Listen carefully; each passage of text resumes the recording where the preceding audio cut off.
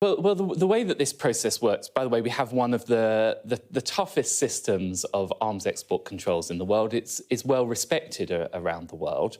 The decision in relation to arms exports is one for the Business Secretary. The Business Secretary, in turn, takes advice from the Foreign Secretary, who receives advice across a range of different issues. Now, the Foreign Secretary has not changed his advice to the Business Secretary. Of course, it's the case that we continue to engage with Israel across a range of issues such as deconflicting and aid. I would note, though, that we are holding Israel to standards that we wouldn't remotely expect of the terrorists that they are facing. Can I just stick with the factual question I asked?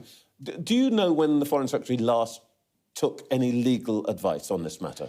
Well, the process is an ongoing one because this is an ongoing conflict. And by the way, it is also the case that that's not just unique to Israel. That is the case with all our arms exports around the world. But the thing is, we know that the Foreign Secretary did have some legal advice, I think, in December.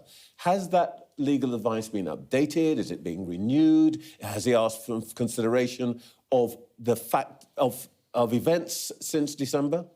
Well, Trevor, I think you're tempting me down a line, and you know what I'm going to say on this, which is that in relation to specific legal advice, that is something that the government has kept confidential in line with the conduct of previous governments. But based on legal advice that the Foreign Secretary receives, the Foreign Secretary receives periodic legal advice. I can assure you, as a minister, I'm constantly receiving legal advice across a range of issues. But what has not changed is the fact that he has not changed his advice to the Business Secretary in respect of arms exports. So it's up to date.